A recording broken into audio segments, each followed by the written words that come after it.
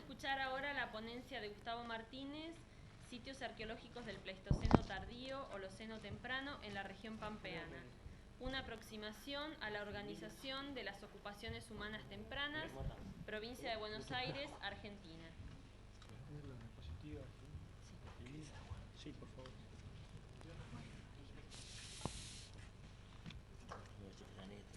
¿Puedes poner las filminas? Sí, yo te las pongo.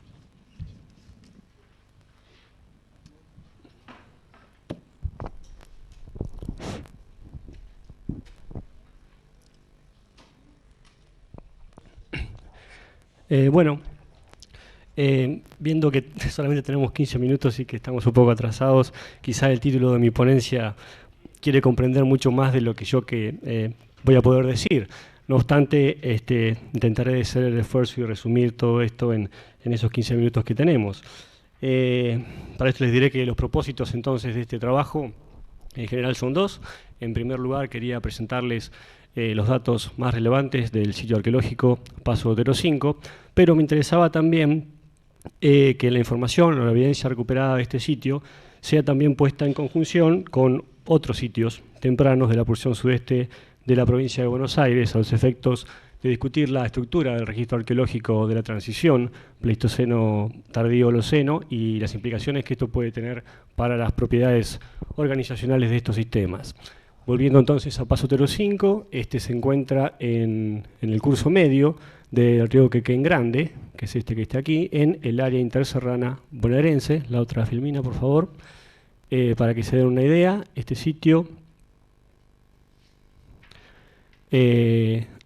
está, bueno, en el contexto de otros sitios muy importantes también, tempranos, tales como el Cerro La China, Cerro del Sombrero, excavados por Nora Fleckenheimer, Los Pinos, La Brava, Cueva Tixi, Burucuyá, excavados por Diana Massanti, y bueno, Arroyo Seco 2, que está afuera, no está en este mapa, y si consideramos la presencia de fauna extinguida, también la moderna podría ser incluido en este grupo de sitios.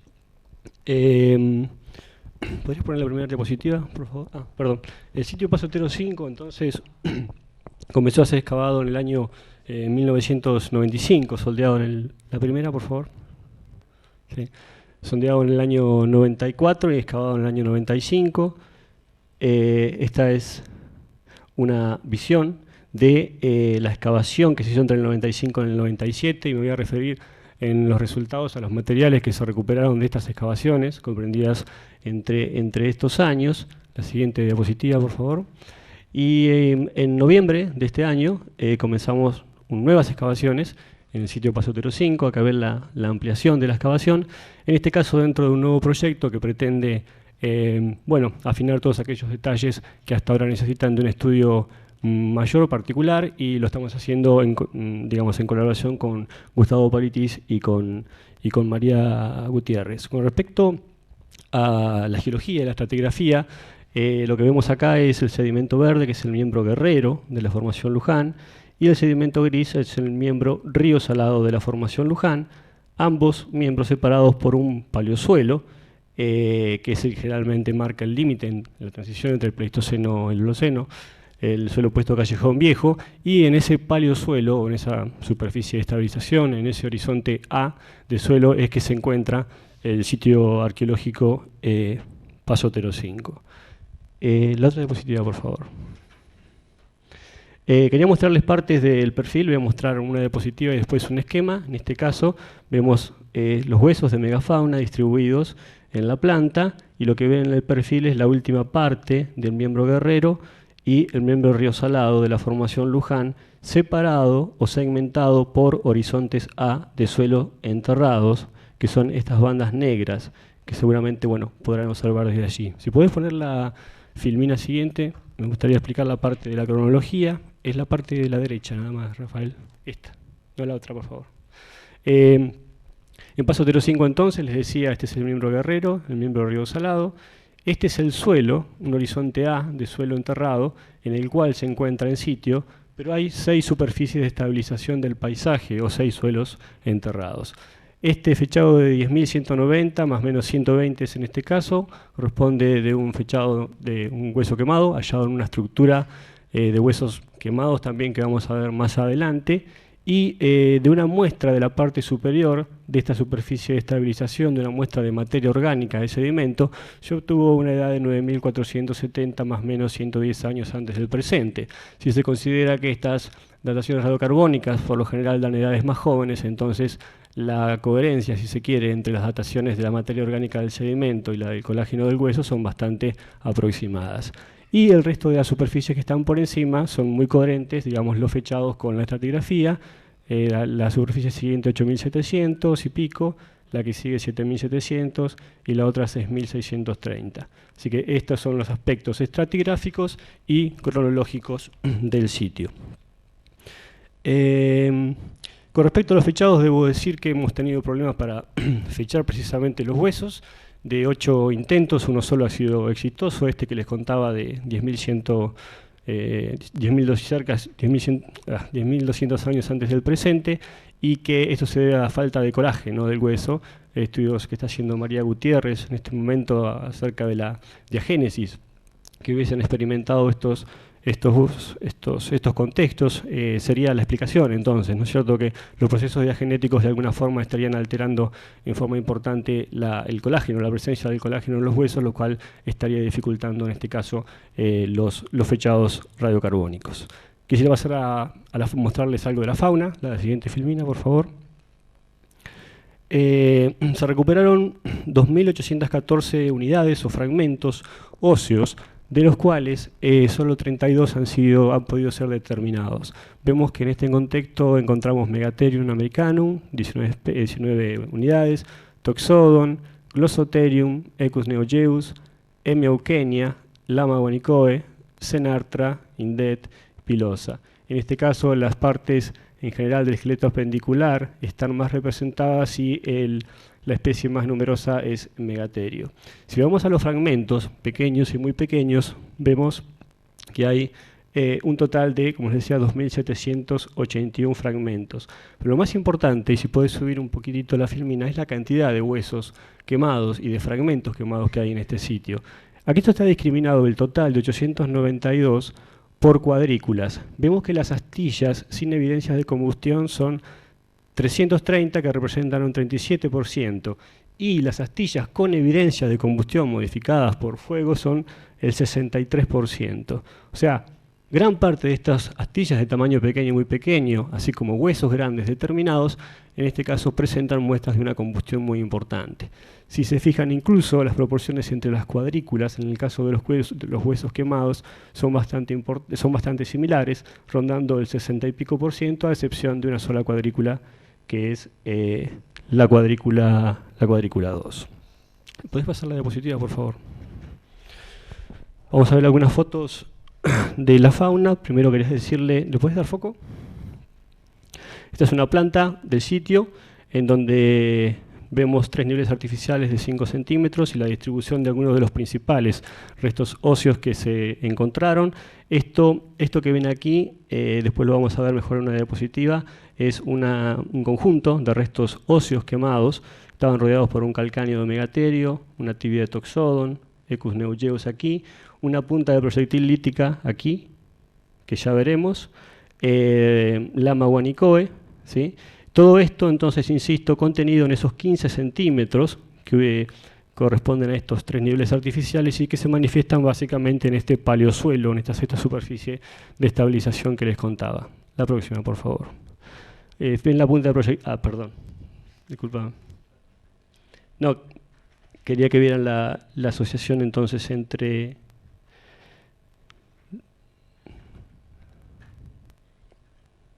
las unidades que observaran, entre las unidades anatómicas, ¿no es cierto? Y bueno, la punta de proyectil lítica que está aquí. Ahora sí, perdón. Algunas fotos de los huesos. Bueno, esta es Toxodon. Esta es el fragmento de tibia de Miauquenia, una vértebra de Xenarthra, ¿sí? La otra. Aparecieron o se registraron también en caballo, Equus neogeus, el caso de un maxilar y el caso de un radio, ¿sí? Muchas unidades anatómicas, como les decía, de Megatherio, 19 en este caso. Algunas de ellas, si podés pasar la próxima por favor, aparecieron semiarticuladas, como lo muestra este caso, ¿sí? Guanaco, una tibia y un fémur, ¿sí? Y si recuerdan el punteado ese que había en la planta, esta es entonces esta concentración de huesos quemados que apareció aproximadamente entre los niveles 260 y 270. Por el tipo de huesos que se encuentran en esta concentración, por el tamaño, etcétera, muchos de ellos, la gran mayoría de ellos, sin duda se corresponden con restos de megamamíferos. La siguiente, por favor. Esto es una costilla proximal de megaterio, posiblemente también quemada. La siguiente, por favor. Y para que se den una idea, cuando zarandeamos, por ejemplo, un sector de 1 por 1 con 5 centímetros de espesor, digamos, esta en general es la cantidad de hueso quemado que sale de cada una de esas unidades cuando se lo pasa por cernidor. A ver la que sigue. Sí, bueno, con respecto entonces, si podés poner la otra filmina, por favor, con respecto a la parte de los artefactos líticos,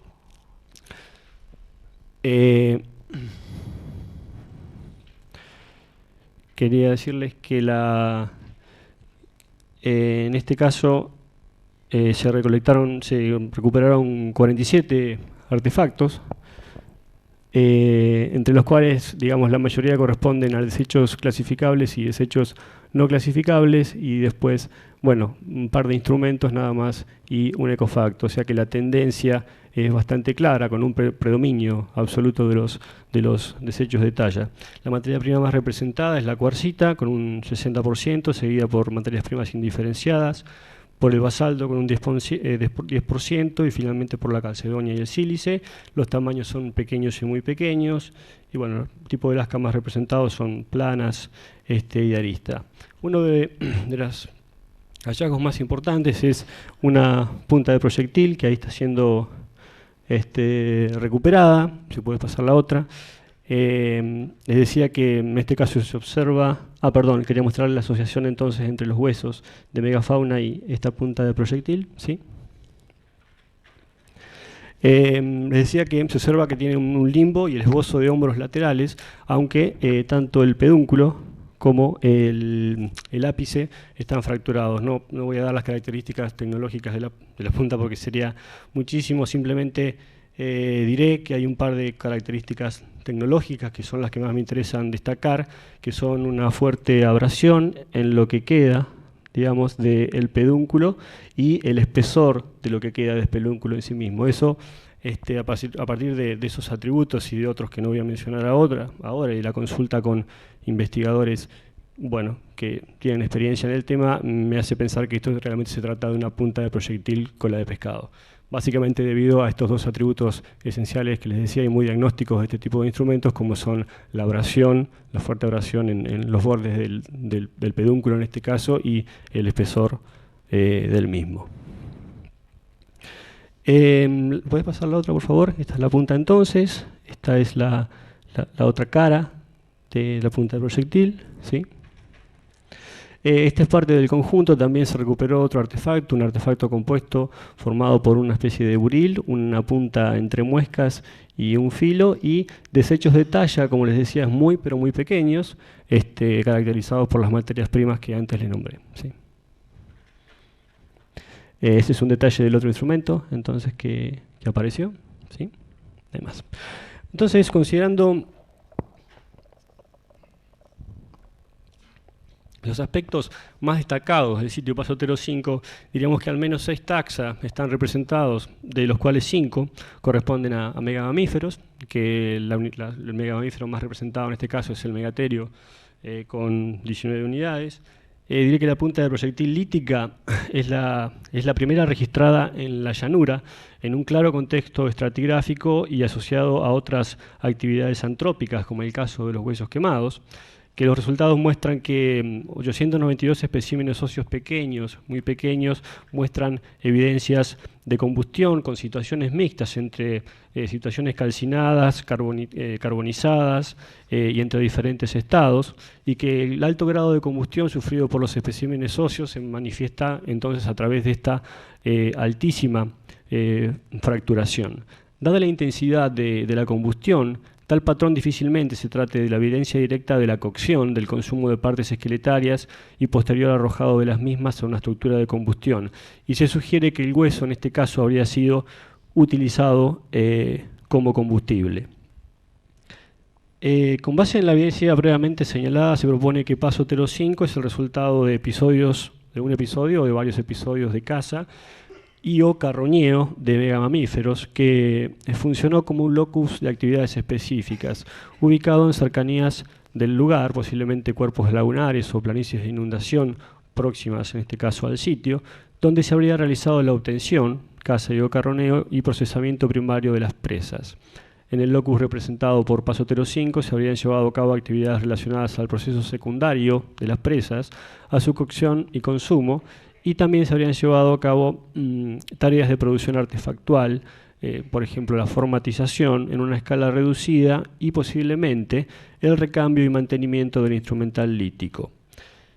Creo que la importancia de este sitio puede ser mucho mejor evaluada si se consideran las demás ocupaciones tempranas de la porción sureste de la provincia de Buenos Aires. En este caso me refiero, como les decía antes y como les mostraba en el mapa, al Cerro del Sombrero, Cerro La China, Cueva Tixi, Los Pinos, Cueva Burucuyá, La Brava, y teniendo en cuenta las ocupaciones del área interserrana bonaerense, por supuesto, como son Arroyo Seco 2, y si tenemos en cuenta la presencia de megafauna, como les contaba hoy, la Moderna. Quisiera pasar rápidamente las dos filminas que siguen para mostrar algunas tendencias entre estos sitios.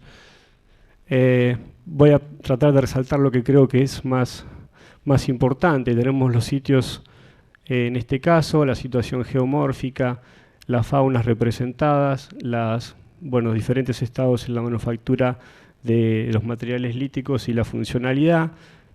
¿Cómo estoy de tiempo? Mal, ¿no? ¿Tiempo? Bueno, me gustaría destacar entonces, tenemos el caso de Cerro La China 1, 2 y 3, las cronologías las conocen. Lo más importante, entonces, vemos en general las ocupaciones, ¿no es cierto?, que están en el sistema serrano de Tandilia. En este caso es que no se ha registrado fauna, a excepción de una placa de Eutatus seguini en el Cerro La China.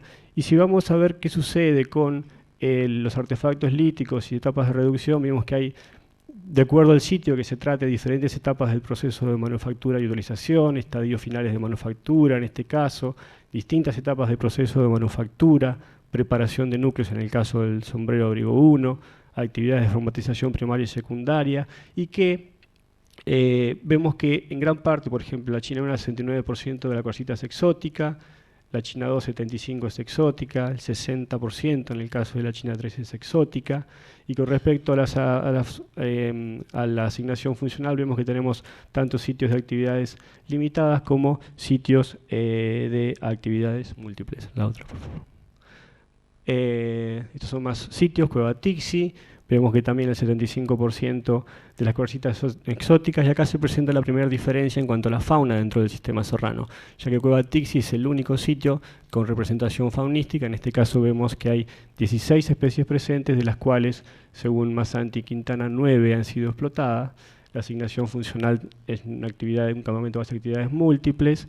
Abrigo Los Pinos, 60% de cuarcitas locales. Esto sí, se explotaron las cuarcitas de los alrededores, que digamos en el caso contrario son aquellas cuarcitas provenientes de la formación Sierras Bayas, las ortocuarcitas superiores, que están localizadas aproximadamente entre 100 y 130 kilómetros de estos sitios, como el Abrigo de Los Pinos, por ejemplo. En la Cueva La Brava, un 90% de cuarcita exótica, actividades específicas. Burucuyá, 70% exótica, actividades específicas. Arroyo Seco, la cuarcita probablemente haya sido exótica también, actividades múltiples. La Moderna es un sitio de caza y de procuramiento, perdón. Están representados los últimos estadios, formatización y reactivación de filos, y acá tenemos que se aprovechó un cuarzo local muy cercano. Y paso Otero 5, 100% de cuarcita exótica, y las características ya la vimos. La diferencia más notable entonces, fíjense, es en la representatividad de los conjuntos faunísticos. Si comparamos lo que sucede en el área interserrana con respecto a lo que está sucediendo en el área serrana. En este caso vemos que en Arroyo Seco hay 27 especies presentes, de las cuales 3 habrían sido explotadas. En la Moderna hay 7 u 8, no recuerdo, de las cuales una aparentemente hubiese sido explotada. Y en Paso Otero 5 hay 6, de las cuales Hemia eukenia solamente presenta un desecho de fractura licoidal que nos estaría indicando la explotación de dicho recurso. Para terminar,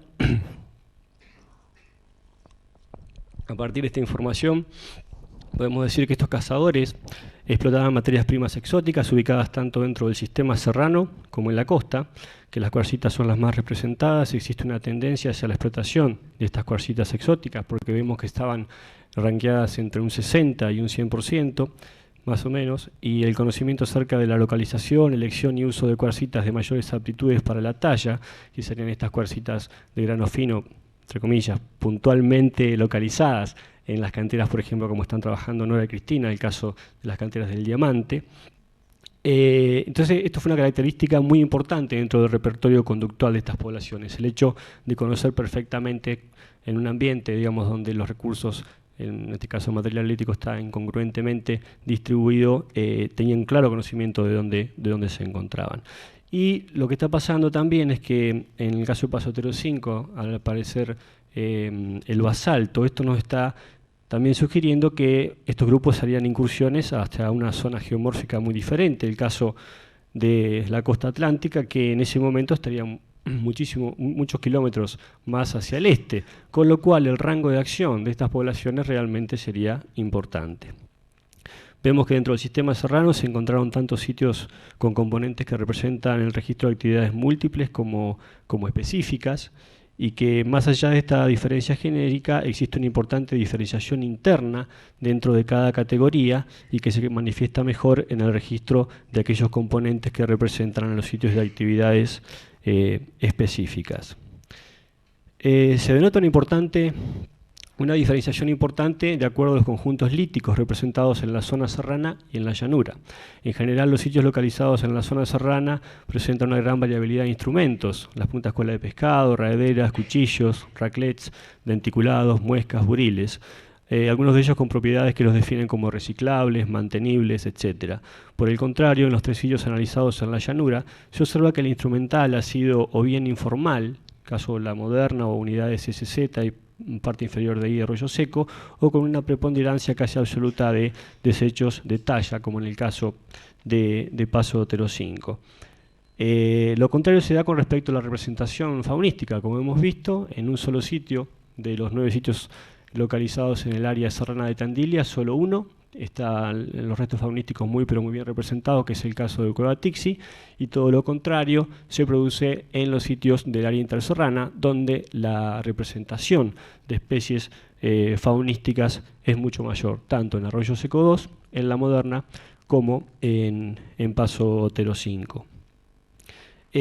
Con respecto a los aportes de Paso Otero 5, a qué presas habrían sido explotadas, al caso de Arroyo Seco, en donde se sostiene que Ipidium, Ecus y Megatherium habrían sido explotados; el caso de Cueva Tixi, donde se sostiene que Eutatus eguini habría sido explotado, y Doedicurus. En el caso de la Moderna, aquí vimos que en Paso Otero 5 se suma el registro de Hemia eukenia, lo cual sumaría un total de 6 especies de megamamíferos con evidencias de explotación.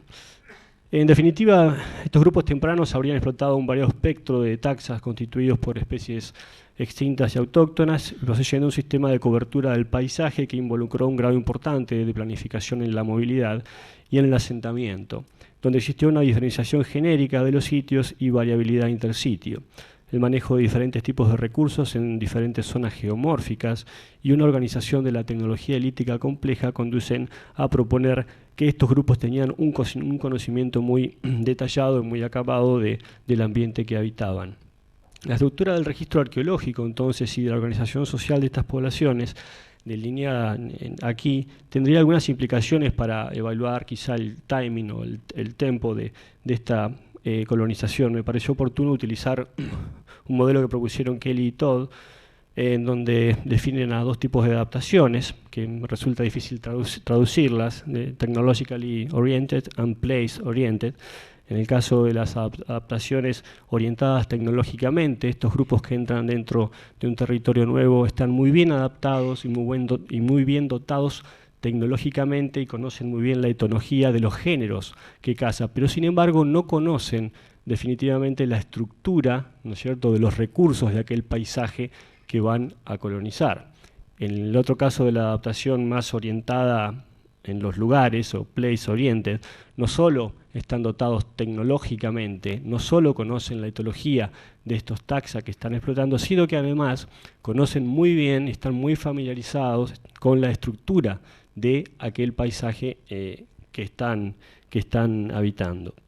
A jugar por las características de las ocupaciones tempranas, estas poblaciones no solo habrían tenido una organización tecnológica adecuada para interactuar con el medio, sino que además estarían familiarizadas con la estructura y la distribución de los recursos en diferentes zonas geomórficas.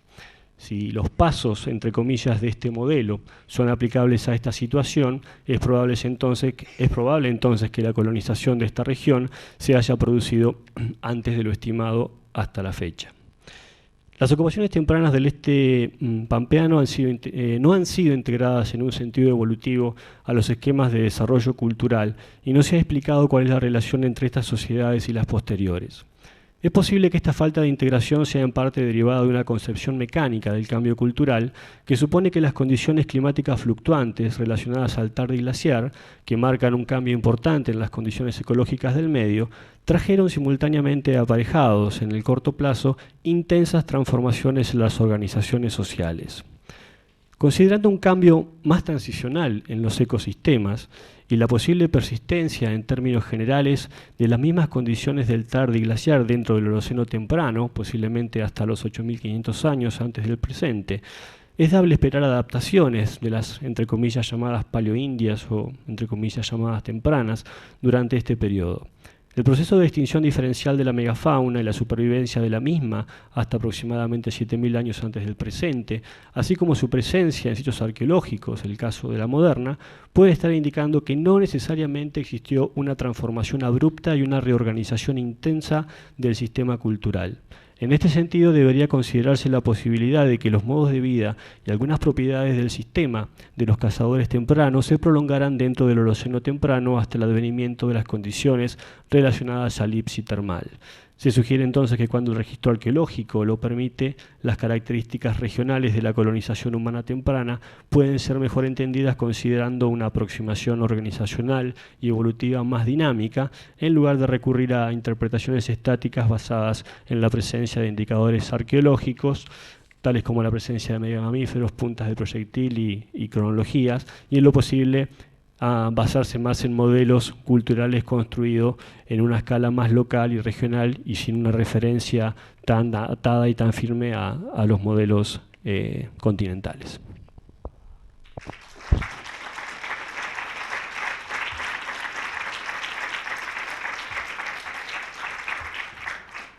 ¿Alguna pregunta cortita?